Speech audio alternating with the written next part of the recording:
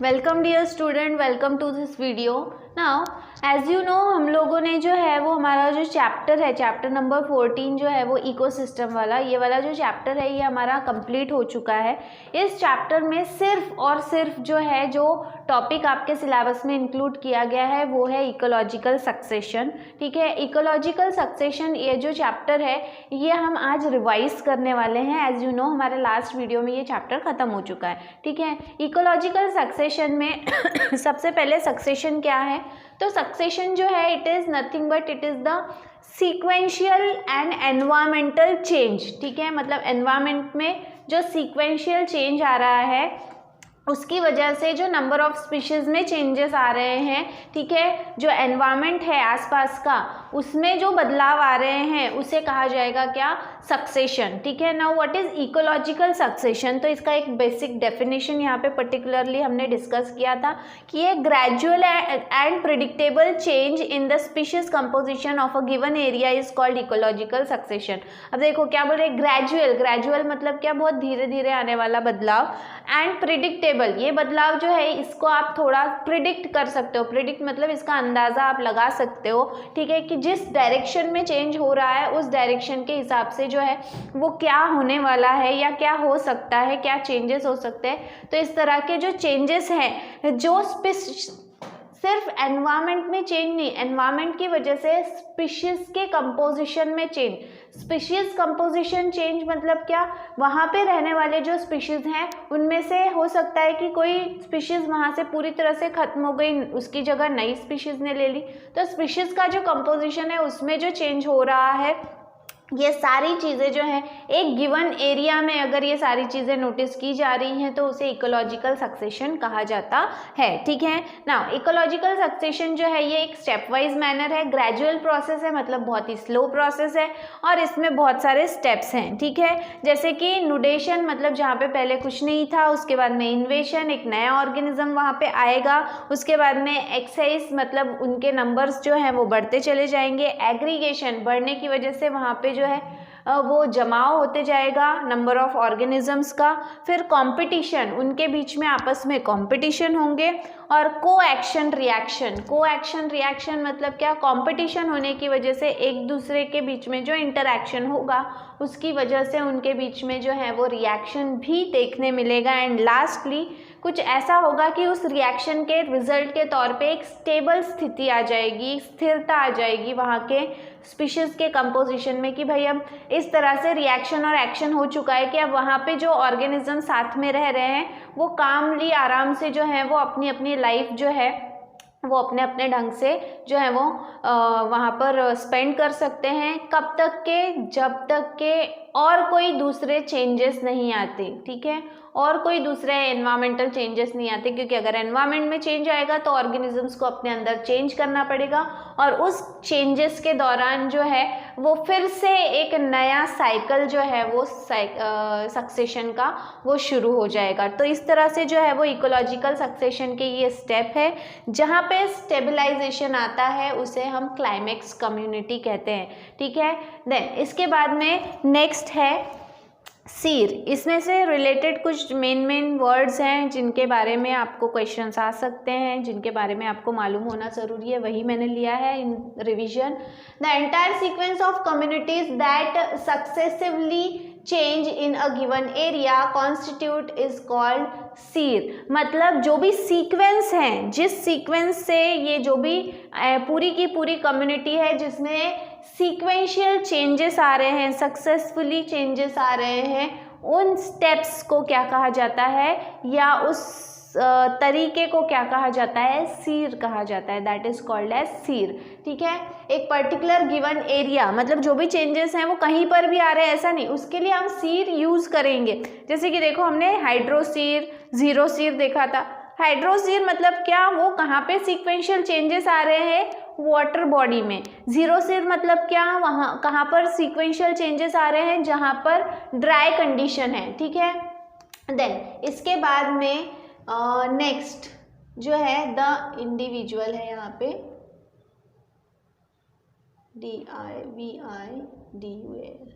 ठीक है, individual, the cereal community हम किसे कहेंगे, द इंडिविजुअल ट्रांजिशनल कम्युनिटी, मतलब जो भी एक पर्टिकुलर एरिया है वहाँ पे कम्युनिटी के क्या होते जाते हैं, चेंजेस होते जाते हैं। मतलब एक स्पीशीज़ वहाँ पहले हुआ करती थी, उनके नंबर्स अब उनकी रिप्लेसमेंट जो है वो दूसरे स्पीशीज़ ने कर ली। उस तरह से जो है वो सिरल कम्युनिटी जो है वो हमेशा चेंज होते रहती है, ठीक है।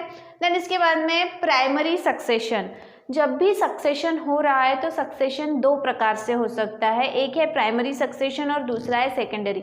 दोनों में सबसे बड़ा फ़र्क क्या है, सबसे बड़ा फ़र्क यह है कि प्राइमरी सक्सेशन जो है it always start in a area where there were no life before. ऐसे एरिया में ये सक्सेशन शुरू होता है जहाँ पे पहले कोई भी जीव जंतु नहीं थे, लाइफ का नामो निशान नहीं था, ठीक है। That is called as primary succession. और फिर वहाँ पे जो है वो लाइफ आई, पहला लाइफ आया, फिर उसमें चेंजेस हुए, फिर नंबर ऑफ स्पीशीज़ बने, फिर वो नंबर ऑफ स्पीशीज़ वहाँ पे उनके बीच में इंटरैक्शन हुआ और फिर एक स्टेबल स्टेज आ गया, क्लाइमेक्स आ गया, ठीक है।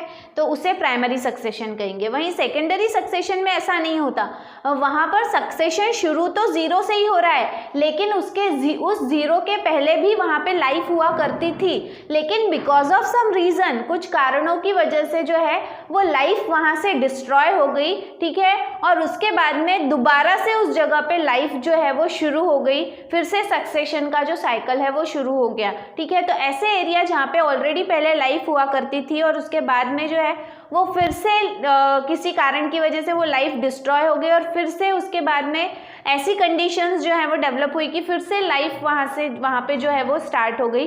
जैसे कि इसके बहुत सारे एग्जाम्पल देखे थे हमने कि जो फार्म लैंड है या फिर फॉरेस्ट है, तो जहाँ पे जो है वो फॉरेस्ट बहुत घना जंगल हुआ करता था, लेकिन किसी कारण की वजह से आग लग गई, आग लगने की वजह से वहाँ पे पेड़ पौधे जो जीव जंतु रहा करते थे वो वहाँ से चले गए, क्योंकि वो पूरा जो फॉरेस्ट है वो डिस्ट्रॉय हो चुका।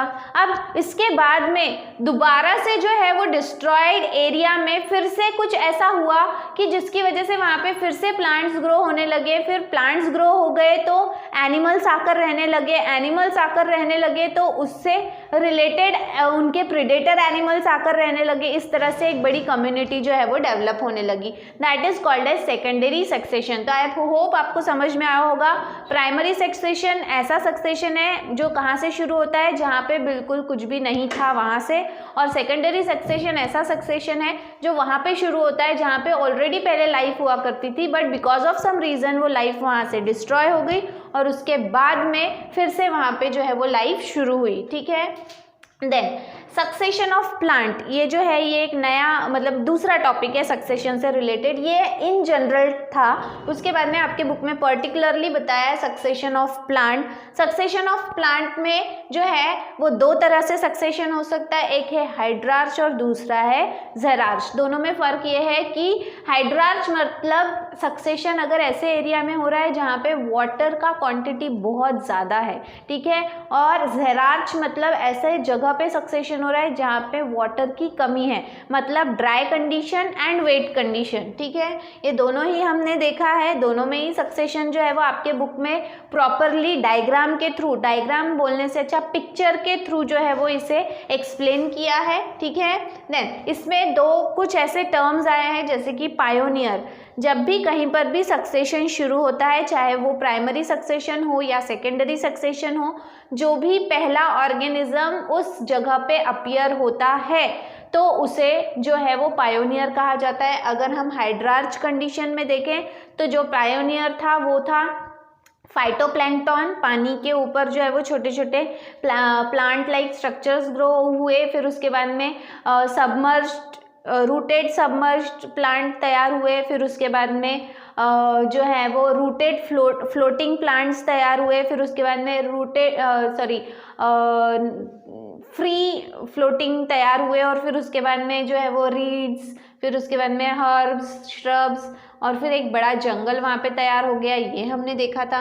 और इसके बाद में ज़ेरिक कंडीशन में अगर हम देखें तो ज़ेरिक कंडीशन में ड्राई कंडीशन रॉक वाला एग्जाम्पल लिया था हमने, जिसके ऊपर लाइकेन पहले ग्रो हुआ। लाइकेन जो है वो एसिड रिलीज करता है, जिसकी वजह से वो रॉक को डिसॉल्व करता है। सॉइल फॉर्मेशन की प्रोसेस होती है। सॉइल फॉर्मेशन होने के बाद में वहाँ पे जो है वो सबसे पहले लोअर प्लांट्स ग्रो होते हैं, जैसे कि ब्रायोफाइट, जिन्हें कम मिट्टी लगती है।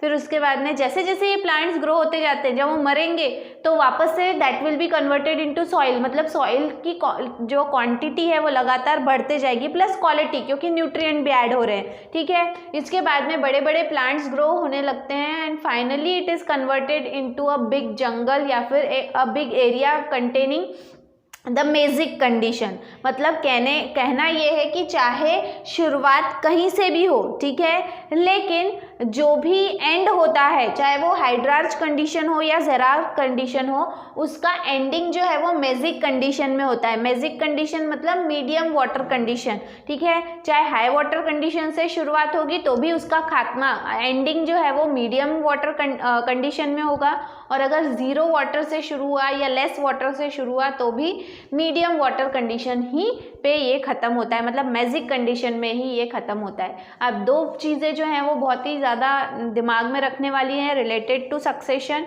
एक ये कि ये जो भी प्रोसेस है ये बहुत ही स्लो प्रोसेस है, और इसे पूरी तरह से जो है वो ख़त्म होने में या इसको कैरी आउट करने के लिए जो है वो थाउजेंड्स ऑफ ईयर्स भी लग जाते हैं, ठीक है। ये पहला पॉइंट है टू रिमेंबर। दूसरा पॉइंट है टू रिमेंबर कि चाहे वो कोई सा भी सक्सेशन हो, किसी भी टाइप का सक्सेशन हो, लेकिन it will always end to the magic condition, ठीक है। तो इस तरह से जो है ये आपका चैप्टर था इकोसिस्टम। ये चैप्टर यहाँ पे ख़त्म होता है। Next video will be seeing about some next chapter और another chapter. Till then thank you very much.